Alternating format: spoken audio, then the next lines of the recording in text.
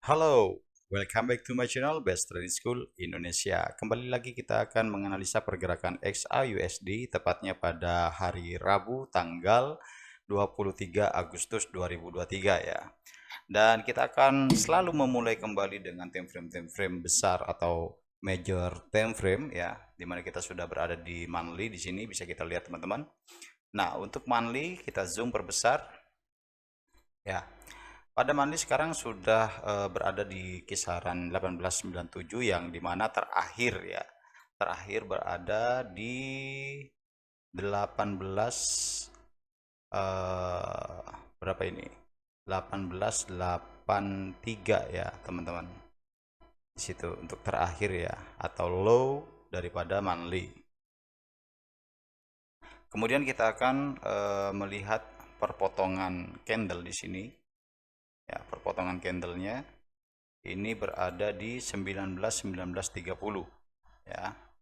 Nah, kita akan lompat ke weekly ya, di mana weekly juga di sini sudah menunjukkan sebuah aktivitas penurunan ya.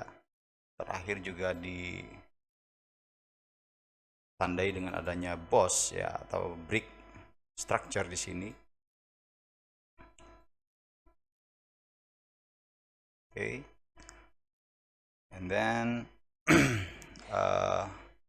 kita bisa melihat ya teman-teman pada weekly ada atau terjadi reversal ya, terjadi reversal. Nah, ini di weekly teman-teman.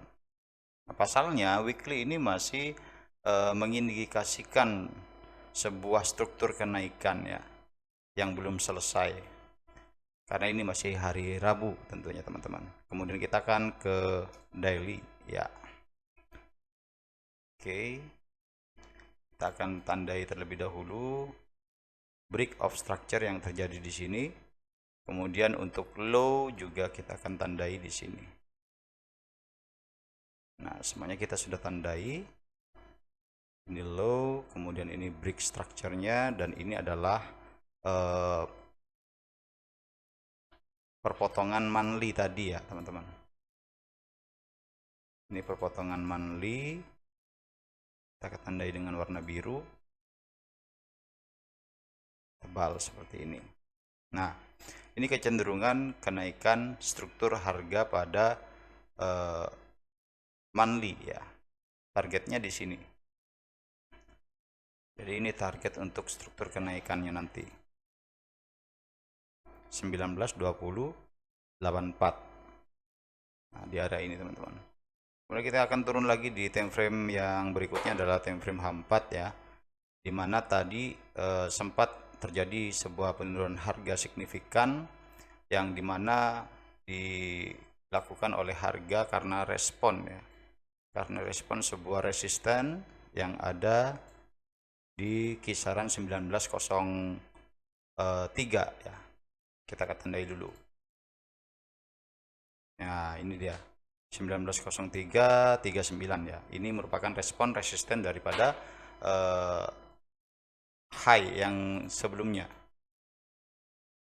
Kita akan tandai juga. Oke. Jadi ini merupakan high yang sebelumnya berfungsi sebagai resisten dan direspon oleh harga turun ke bawah.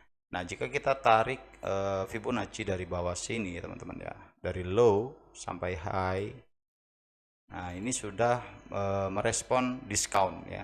Kenapa tadi kita merencanakan buy di area ini?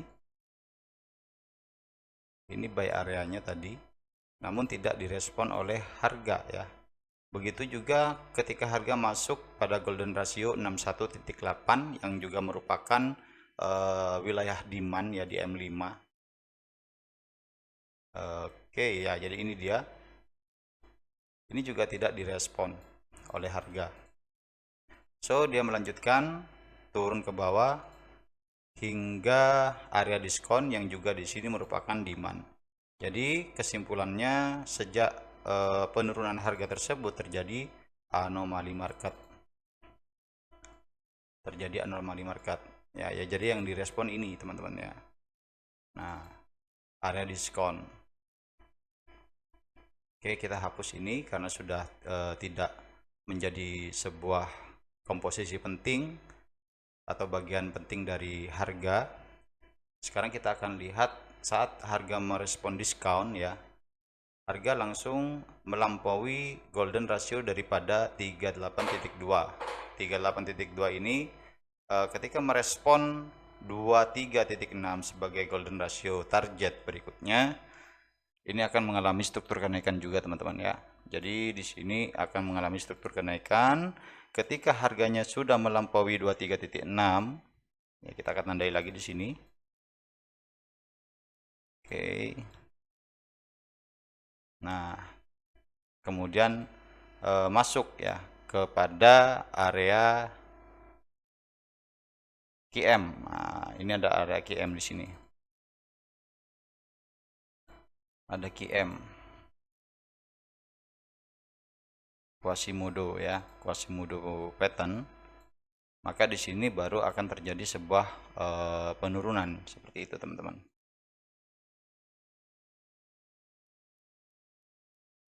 Oke, jadi targetnya itu adalah QM ya di atas.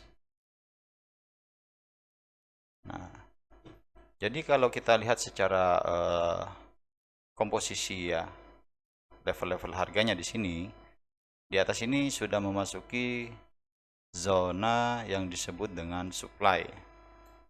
Nah, ini setidaknya akan membantu kita untuk identifikasi sebuah harga yang nantinya akan direspon pada area supply ini.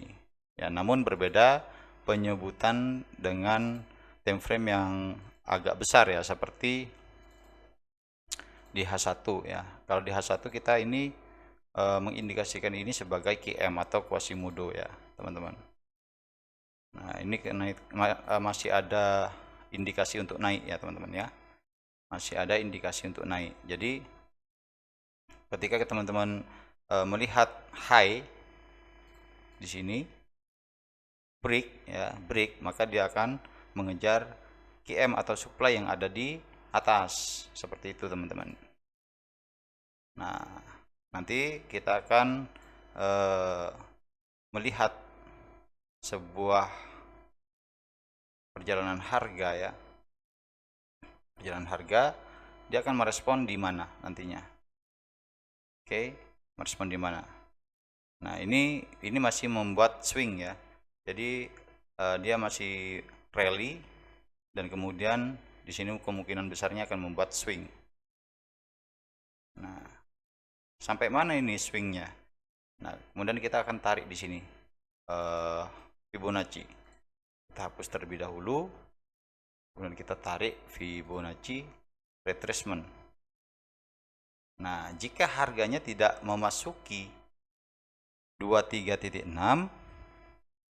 maka harganya langsung akan naik ya. Tapi jika memasuki 23.6 ini kemungkinan besarnya masih akan turun ke 61 ya, ke bawah. Nah, jika tidak memasuki 23.6, maka harganya akan bisa menjadi pola-pola penerusan seperti rally base rally atau apa ya yang disebut juga dengan falling tree ya. Falling tree itu bisa naik langsung seperti itu. Nah, nanti jadi strukturnya sudah kita ketahui di sini, teman-teman ya. Untuk major ya, untuk major keseluruhan di sini kita akan perhatikan besok ya. Kita akan perhatikan besok untuk major trend ya di sini, teman-teman. Karena di sini kita sudah bisa lihat untuk M30 sudah ada yang namanya cok ya, teman-teman ya. Cok. Oke, di sini ada cok.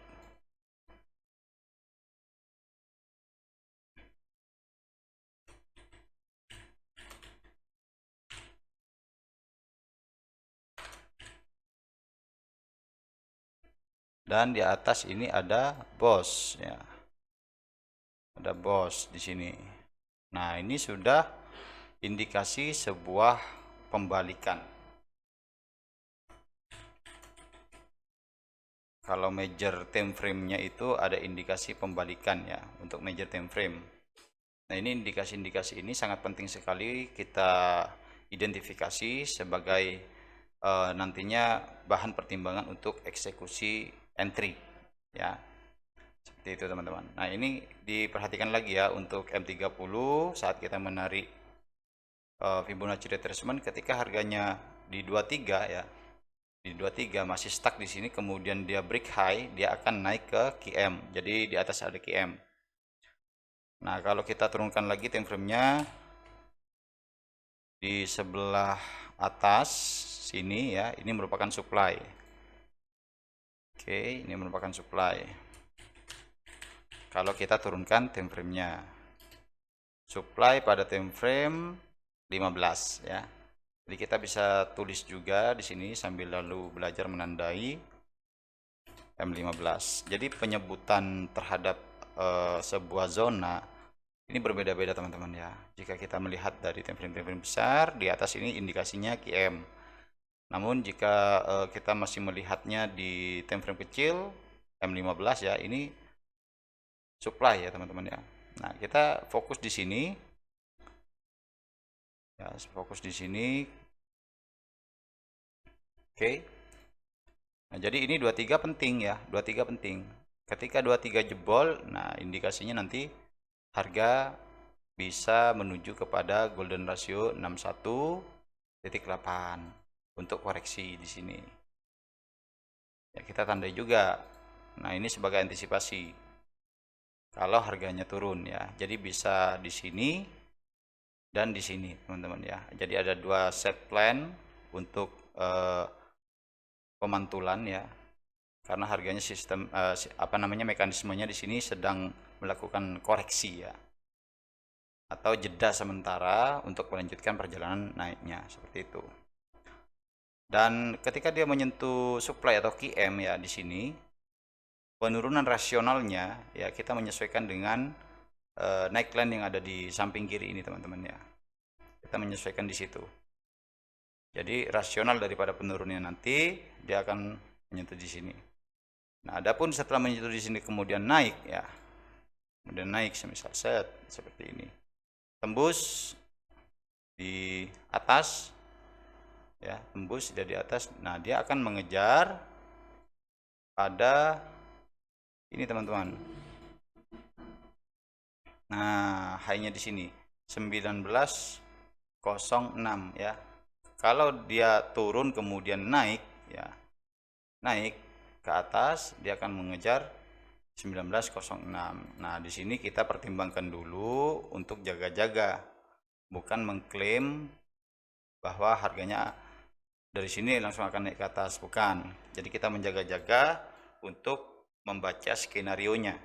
Skenario marketnya seperti apa. Nah, itu teman-teman maksud saya ya. Kemudian di H4 ya, di H4 ini sangat jelas sekali bahwa harganya sudah mengindikasikan kenaikan ya, masih akan naik lagi.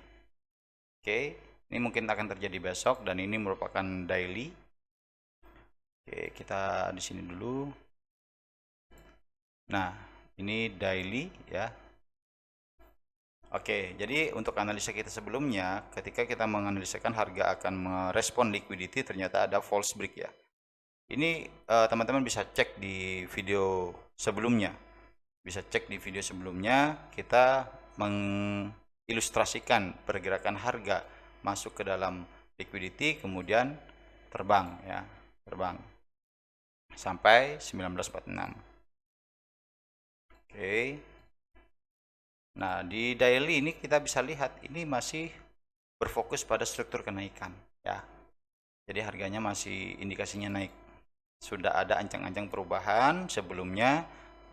Saya juga sudah jelaskan tentang terjadinya COC dan juga BOS ya.